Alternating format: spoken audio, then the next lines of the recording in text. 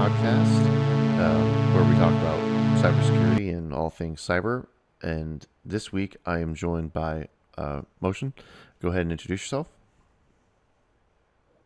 Hey Robert, thank you for having me. This is Mohsin Ali. I'm actually having a background of IT and right now leading the Department of Growth and Strategy for one of the what you can say a bigger blockchain-based companies out of Southeast Asia.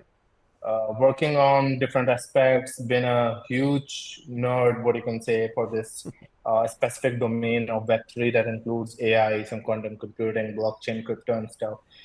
And along the lines, discovering the different domains that these technologies have opened up for me. So, and that's what this is all about for this podcast as well, to discuss some of the things that I have come across in my career and some of those exciting things that needs to be talked about and discussed about more often. Right. Well, thank you for that. So what would you say? You just kind of listed off a bevy of different fields. Is there something that you think speaks to you a little more than any other? I mean, you said AI, quantum computing, and I know that's on top of the blockchain stuff you do. So, like, is there like a favorite space for you?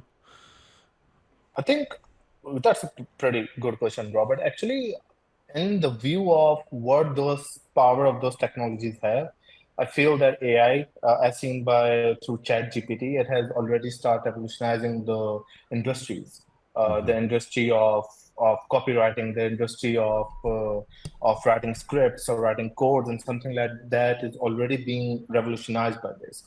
My point of view on these technologies have been like, what actually is that one technology that takes the human race, that takes the current technological domain from one step to another. Quantum computing obviously is huge.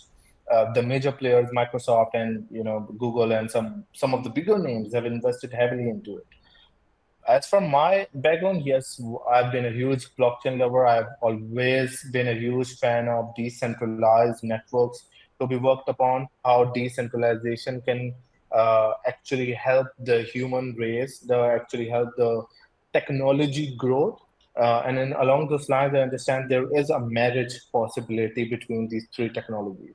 Although quantum being a way ahead of it, but AI and blockchain, some systems, especially in the case of cybersecurity, in the case of financial transactions, and those sensitive matters, AI and blockchain has a huge potential to be a game changer, and we are seeing these things right now as well. Well, yeah, we're definitely seeing AI be put. And I know we've mentioned on several episodes before. Well, not you, but me, about how AI as a tool can be very, very helpful to a lot of people. Yes.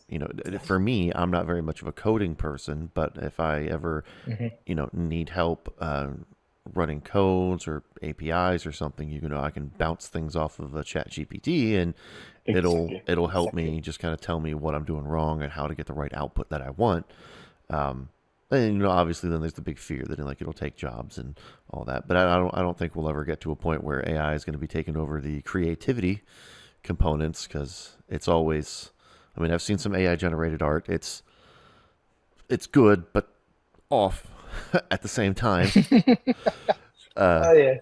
And I think, and along those lines, Robert, I'll just extend that with few points. The human capacity to introduce new creativity, new domains is obviously something that is yet to be explored by AI. mhm. Not taking anything from the training modules of machine learning or artificial intelligence, but like I said, the way we need technology to make things easier for us humans, obviously we should be striving for that these technologies become more dominant in the spaces of how they are being trained, how they are being implemented in our lives. And especially the technologies, the healthcare, AI in healthcare, Mm-hmm. it's huge. I mean, we have seen through Apple Watch what it can do. We have seen through Fitbit what it can do. Some smart AI-based healthcare systems, they're a game changer. Obviously, detecting some anomalies in human behavior, in human temperature and something, and then triggering, let's say, the hospital calls and something like that. It's huge. The technologies, yes, along those lines of what you said, the technology needs to be there to serve us. So we need to make sure that we implement it in such a way that it gets us the most benefit for that. Hmm. Either it could be AI system for photoshopping, it could be chat GPT for copywriting, it could be anything, any aspect of Hmm. AI that needs to, make things easier for us, not more difficult or more tragic for us. Right. Yeah. Yeah. Definitely. And that's always the um, something else that I like to touch on is the innovation for innovation's sake, or is there actually a need for what we're developing here? And that actually kind of goes back around. I think you mentioned earlier, the decentralized finance is something that I didn't I didn't really grasp very well for a long time until I started talking to uh, people not in America, outside the United Okay. States. It's like, oh, this is a really great idea, and I've mentioned it before. My American sensibilities. I didn't really, why would we need this? But then, there's, I think it was Venezuela had like the government forced a lot of people to change into a specific like exchange rate, and it was all super Yep. shady. And they're like, okay, so like they had this huge desire to have this transparency that you get with DeFi, and I'm like, oh well that just makes sense. So, Yeah. um, but yeah, I mean that's just where the technology is going. Banking and a lot of things with just the 100% transparency of, oh, here's your transactions, here's what happened, makes sense. Yes. And Robert, also that the technology in itself presents everybody with something. I mean, if you're talking about ChatGPT, yes, it can be used for some good writing as well and some other stuff as well. So same with DeFi, same with crypto, same with these applications. They are offering everybody something of their interest. It's again how we are leveraging these technologies to make sure that every single human get maximum advantage over this because it's there to serve us. And let's say DeFi, yes, that one-on-one peer-to-peer transaction, the system of blockchain. Let's say the crypto scenarios and all those kind of stuff, or at least outside Asia, outside America, especially in the regions of Asia and some countries where there is a need for that. It's huge. They are offering traceability. They're offering really good transferring of data. Let's say the financial data from one end to second end. There's the decentralization aspect. Their private blockchain concept. So it's huge. Hmm. It's huge. And again, it depends on how we humans are understanding and leveraging it in such a way that it becomes beneficial for even the newest people to understand it. It's just like internet in back in 90s. Many people didn't understand that there was a resistance to that change of how we're going to adopt internet. But once that internet was adopted, people understood the huge dynamics it was offering. I think it was literally a game changer in the last 30, 40 years. So now I think these technologies, especially AI and blockchain, and later on quantum and other stuff, huge game changers. Oh, absolutely. Well, that's actually kind of a sort of decent segue into the Web3 space, which is kind of the ever evolving, blockchain crypto stuff. So, what are your thoughts on the Web3? And is it sort of the technology we're slowly adopting, or do you think that that has the potential to be a bigger game changer like these other technologies we're talking about? Oh, yes, obviously. I mean, there is a reason that the blockchain in the recent time was introduced specifically through Bitcoin, through a cryptocurrency. So, finance-wise, Robert, we need to see the patterns of the history of the human civilization. We started from barter trade, then we came towards gold-backed currency, let's say gold coin, then it came to paper currency, and now, obviously, with you are using credit cards and debit cards, and now Apple Pay and all this kind of stuff, we are slowly moving toward digitalization of these processes. Not many people carry cash anymore. Blockchain in itself is just not based on the financial thing, it's based on many other things. Blockchain is revolutionizing the supply chain industry, it's revolutionizing the cybersecurity, it's revolutionizing the insurance and many other industries that Web3 has been incorporated in. And many people don't know AI and these other technologies are also part of the Web3 umbrella. Mm-hmm. So blockchain in itself has the core purpose of financial transactions to be leveraged in such a way that it becomes traceable for all parties involved. AI has a power to make sure that that data is being distributed in such a way that everybody understands it. And well, with quantum and some other prospects, the game is way too huge. Hmm. Blockchain in its core, Robert, I feel has the potential to revolutionize our workings on the most basic level, because traditional banking, traditional marketing, traditional way of buying and selling things is changing in this current scenario. And what I see in the next 5 years or in a decade to come, it will be totally revolutionized. So our ways of thinking and implementing things will be totally changed.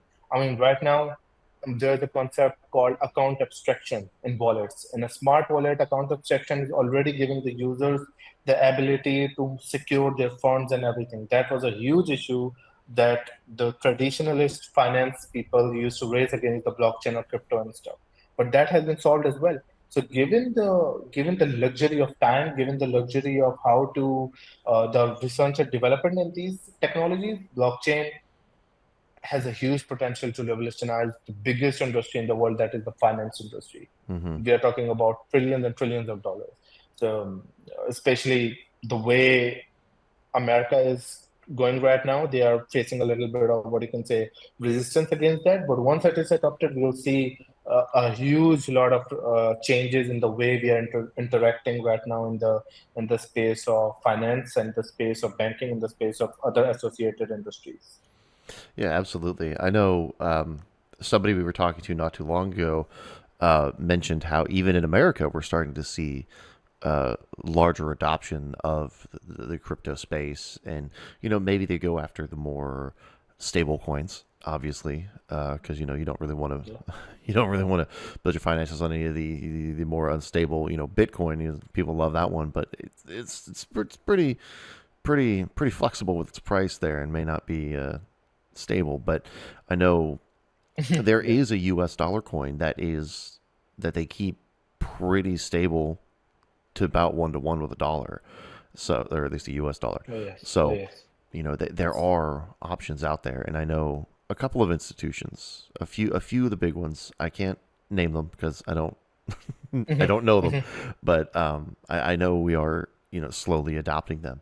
So again, decent segue here. So when it comes to that sort of thing, what do you think is kind of a big challenge for kind of like the blockchain, Web3, for these technologies that could have the potential to be changing? What do you think is the decent, or maybe the biggest challenge that, you as a developer, or maybe just society at large, what sort of a challenge do we think we face adopting these?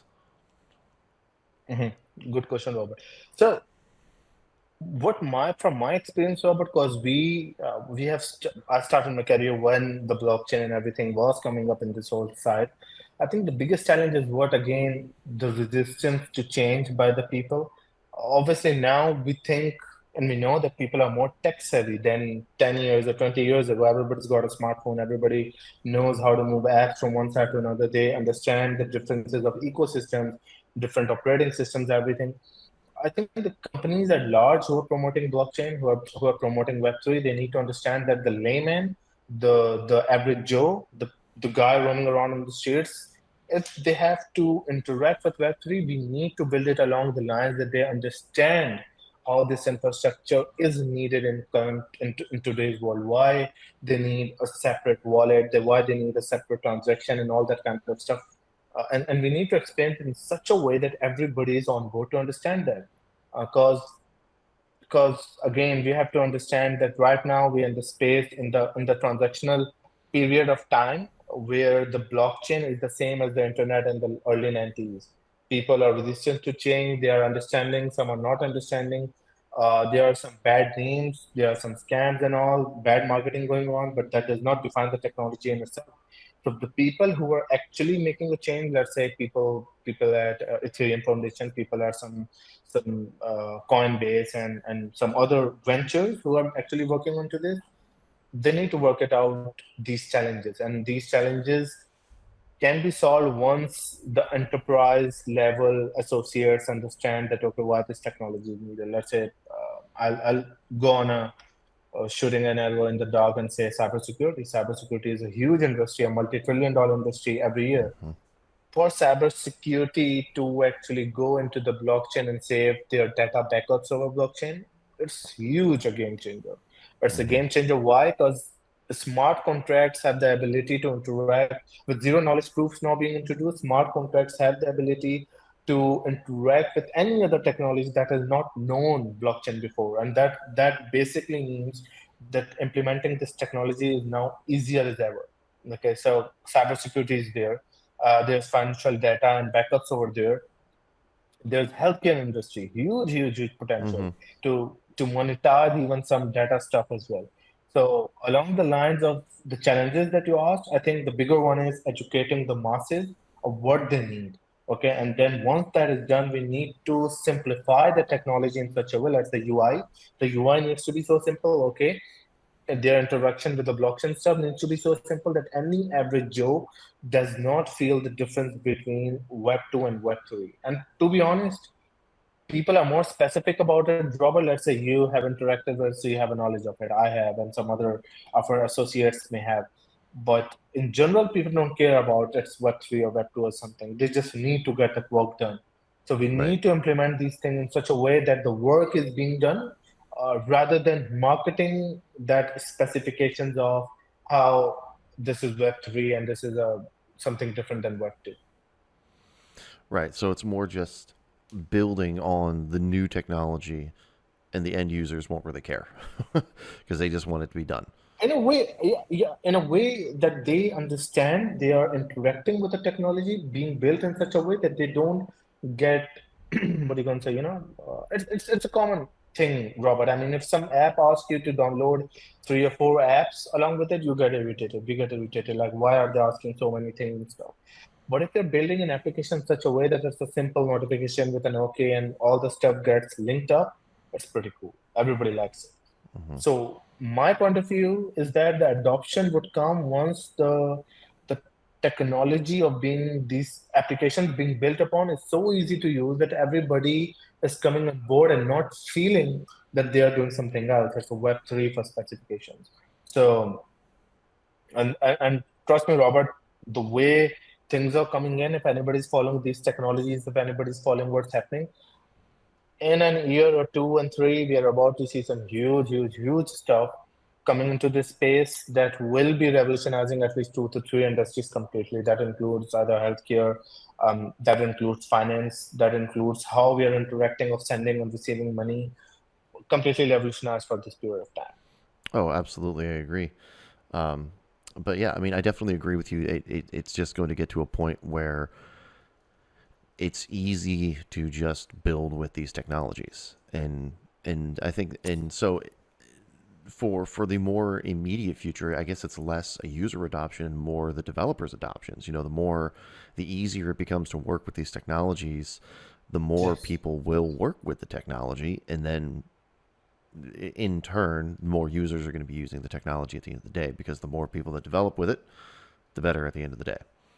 Um, so, and that just Yes, kind of leads correct. me to the last question that I kind of want to ask, which is, what is something that you've picked up? I know you've been in the blockchain Web 3. You've been on the space kind of either with or orbiting these technologies for a good chunk of your career. So, what's something that you've kind of picked up on these technologies that you wish you could like impart to other people? Maybe something that you've learned the hard way about these technologies that maybe could help people avoid that pitfall.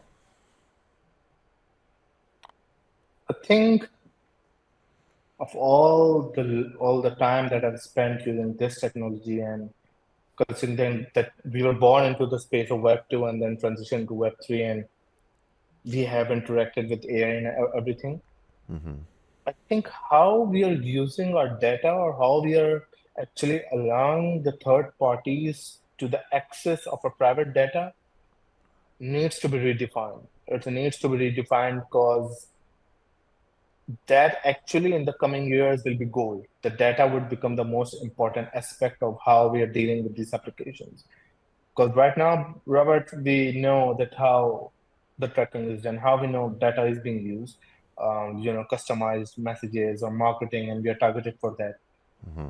I feel these technologies should be, again, joining it from my first point, these technologies should be used in such a way, leveraged in such a way that it serves our benefit. Okay, we Mm-hmm. needs to have them being used in our mobile applications and our Mac minis and everything in such a way that it serves us well.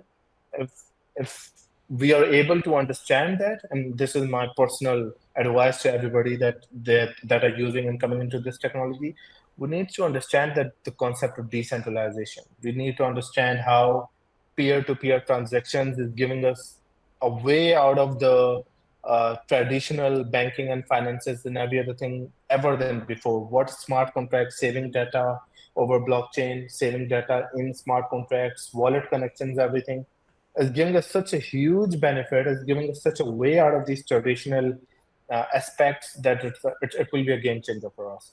And every single person, either tech savvy or not, needs to look into these things to understand that okay, uh, this few technologies are going to revolutionize. What we can do to understand that, what we can do to leverage that into our products, because there are many people building products, there are many people working into these technologies. If they're able to understand how to leverage this, I think it would be the next step for us humans to achieve something bigger than what we have already achieved in the last 100 to 100 years. Yeah, definitely. I mean, I'll just agree. Because it's always. I mean, it's genuinely kind of mind-boggling to see how much advancement we've made in such a short amount of time. If you think about, Oh yes, oh um, yes, I mean, if you want to get a little brutalistic, the warfare, how that's changed over the last 100 years. More oh yeah, recently, you look at, oh yes. if you look at video game technology, one of my favorite Oh, anecdotes is video games.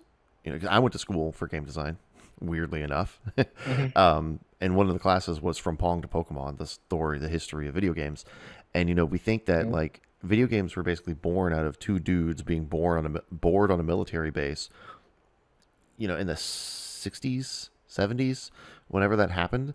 And then, Hmm. we got Pong and just kind of everything exploded on the home market. But then if you just look at even the last couple of years, the way things are changing, the VR space is starting to become a big thing in gaming, Oh yes, even oh yes. bigger now. And you just look at, if you take two games from 10 years apart or 20 years apart and you think of like, that's amazing how much the technology has changed. But one of my favorite Oh anecdotes yes. is the Xbox. Microsoft came up with a technology called the Xbox Connect, which um, Hmm. didn't really. It was designed as their version of the motion sensor. We had the Nintendo Oh Wii yes. and the I think the PlayStation 3's six-axis controller motion thing, and Microsoft came up with this Connect, but like the games didn't really adopt it because to be fully controller free and just your body as the controller, they were like, well, this is it. It became too much of a gimmick. But medical fields and museums just latched onto that technology. There's still museums I go to Yes. today that have just like a little projection of a bunch of I don't know, like jellyfish or something on the floor, and you like just kind of bounce on top of the jellyfish, and then like you'll see in like a little glass case there's a Connect behind that that's powering these little games and things. And there was another one I think I saw at the Body Museum, the Connect 2.0 that they launched with the Xbox One, which is their third Xbox. I didn't do the naming convention, but the camera on it is so powerful that it can see your heartbeat from however Oh far away yes, you are. Like it can just determine your yes. heartbeat, and it's like that is amazing technology. Why was this developed for a video game tool? But that's it's one of those things that I just think is really cool. The And innovation being applied to other fields is yes, it's yes, yes. that Big sort of time. overlap is amazing, and I think that's kind of what we're seeing with all these blockchain technologies. Is they're being built and made, and the where they're going to shine for some of them may not have shown up yet, but there's definitely going to be that big I mean, aha moment. yes, yes, yes. And Robert, especially along the lines of what metaverse has been introduced in the recent times. Mm-hmm. For many, it is yet a technology to be matured enough. Obviously, some of the bigger names in the industry were not able to pull this off. But the metaverse in its core inception in the idea has crazy, crazy potential. I mean, just imagine, Robert, that some companies, I cannot name them for some reason, but are working on the technologies where, let's say, you sitting in one part of the world are able to go into a metaverse to play a game, and another sitting in another part of the world, will go into the same metaverse, and we are fighting or playing a game in real time at the real moment. Mm-hmm. Okay, so they are basically taken that whole imaging hologramic stuff to next level, and just imagine if they are doing this for the gaming, what they could do for the, like you mentioned, medical or that kind of stuff. Oh yeah. So the adaptability of these industries, of these features, of these new technologies is going to be huge either in a year or two or five. Because once the specifications of hardware is going to be solved, just like Apple did for iPhone. Once they were able to solve the hardware specifications for having that small device into your hand and stuff, it was game over for other technology. And then Mm-hmm. we saw the boom of how the smartphone is a literal thing that every single person in the world is having right now. Yeah.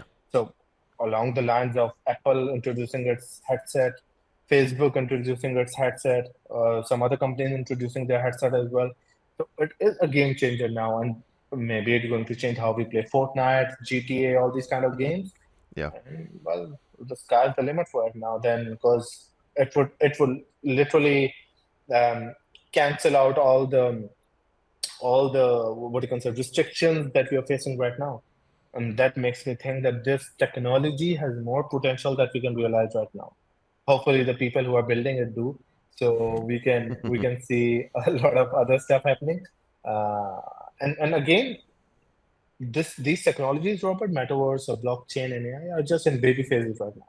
Yeah. We will be seeing some of the, what you can say, larger aspects in the coming years, and I think it's a game changer for everybody. Oh, absolutely. And and very similar to the DeFi. Once we start seeing bigger and bigger companies adopt these technologies into everything, well, we're gonna start. We're starting to see financial institutions adopt onto the crypto, and we're starting to see, in the gaming world, crypto is not really getting in there, but the blockchain, sort of. And I think I can think of one major developer who's like doubling down on the blockchain. But once more and more people kind of accept the benefits of it as over Mhm. the negatives, and that's the other big issue is I think a lot of people when they think of blockchain and crypto, they just kind of think of kind of the crypto bros and the unstable Bitcoin, and they don't really think about Yeah. it as a technology. They only Mhm. hear the buzzwords that you see on the news. Oh, the crypto bros strike again. GameStop soars 20% Yeah. or like whatever, Yes. and Yes. that's what they hear. So I think once we get a better, more neutral opinion that kind of starts to Mhm. dominate, it'll be a lot easier for people to adopt. And especially as we mentioned earlier, once people, once developers start adopting these technologies without the users really knowing that they're using that technology, it'll be one of those things like, oh, that person, oh, I use that. I use Facebook all the time. Facebook. When did Facebook start using blockchain? Oh, like 2 years ago. Oh, okay. So No, then people will exactly. know it. Exactly. Also, to my knowledge, I mean, I don't think Facebook uses blockchain, but just an example. yes, and Robert, the funny thing is that the major adoption you'll see in the same way. I mean, we'll be using an application, and then suddenly there will be an in-app notification, and we'll click on OK, and then we'll be moving along, and then we'll understand that sometime later, okay, we are into Web3 right now. I mean, Facebook is trying something in Brazil and India regarding sending payments through a WhatsApp. So let's say you and me are chatting on WhatsApp, and then suddenly there's an option of sending money to Robert. We do that, and Robert sends it back, and all we now understand that okay, we have entered officially into a Web3 space. Same as Fortnite, one of the most popular games in the world, is was working on metaverse for a long time. People just didn't understand the word metaverse at the time. They Yeah. later show that okay, this is metaverse, and then people are like, oh, so now we have been into metaverse and stuff. And I think all these technologies will be implemented by the same analogy because when people are going in that same route, they're just going into that roadmap of implementing things, observing things, adopting things. There would come a point they will adopt these things. Like you said, yes, a bad marketing always hurts. The bad marketing is always there. They'll always be Hmm. related it to someone and say it is either a scam, either it's a Ponzi or something like that. But there would be credible times as well. There would be times when it is really beneficial. There would be times where more maturity will be coming into the market, and hopefully people like you doing more podcasts with more people understanding this. But give a bigger reach to the masses and they will understand what is being talked about. Well, yeah, I mean, that is definitely one goal of talking about this. I mean, even though we label the realm as just talking with cybersecurity experts or just cyber experts, and I think I think about half the time we end up broaching blockchain and just talking about the blockchain technologies and the Web3 or DeFi, Makes um, sense. either because the company, the CEOs that I'm interviewing bring it up or talk about it, or their company is connected to it, or just what we're talking about is that's just the evolution of technology. Is that's what's on the horizon. That's what's here. Not everybody's using it, but as you mentioned, in the next 1 to 5 years, we're going to see an explosion in how people using this and people adopting this technology and all the developers using it as well. So, I think, And in 5 to 10 years time, everybody's going to be using it, whether they know it or not. because and Robert, just taking this thing forward, industries like cyber security, industries like financial data holding companies are revolutionizing, yes, because people are evolving along with that. The need to protect data, the need to protect our privacy is at the highest, what you can say, critical limit, all-time high in the space of 100, 200 years now. Since the Hmm. inception of IT, since the inception of people hosting data on servers, on clouds, on local data, and all that kind of stuff, it's the all-time high. And blockchain actually is giving people a way out through that as well. Yes, there would be a pros and cons of every technology. We cannot deny that. But we need to see how the pros in that specific case are weighing out the cons. And blockchain in itself, in the space of cybersecurity, data backups, and all that kind of stuff, is coming as a game changer. It's coming as a game changer on enterprise level specifically.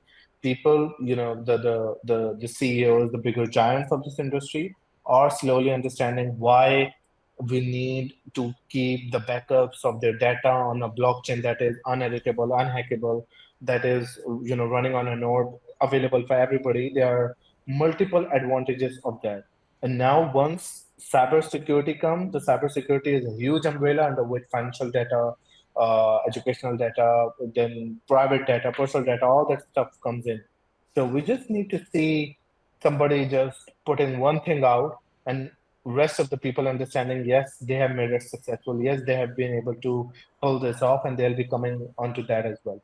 So, and like I said, we are in the baby steps right now. The potential of it is so huge that, let's say, Robert, along the lines of some 6 8 months down the road, we'll be having another podcast and we'll be having another discussion over this, and we'll see, oh, these are the aspects we didn't even discuss the last time because they weren't even visible to anybody.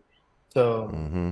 with cybersecurity, and one aspect basically I discussed with one of my friends in New York as well is that the monetization of these things through crypto, how the world is going toward digitalization, how these things can be monetized as well through digital currencies. There's a huge potential that people are yet to realize. And once they realize that there's a technology called blockchain upon which a cryptocurrency or digital currencies can be developed and these things are being used, it's a game over for traditional finances. And I Hmm. think that's the way to move forward, hopefully. Yeah, absolutely. I agree. No notes. um, but I do think that will kind of bring us to an end for this episode. So I appreciate you being on and discussing all these different technologies and letting me rant about video games for just a little bit. But yeah, I mean Perfect, perfect. I do appreciate your insights, especially on all these different technologies and how they're coming forth and changing. Thank you for having me, Robert. Thank you for allowing me to actually talk about some of the stuff that we have been observing. Hopefully, the people who are listening to this will be able to look into these industries and take advantage of what these future technologies are offering, and hopefully we see some real game changers in the coming times. Yep, we hope. Yes, thank you all for listening, and thanks again for joining us.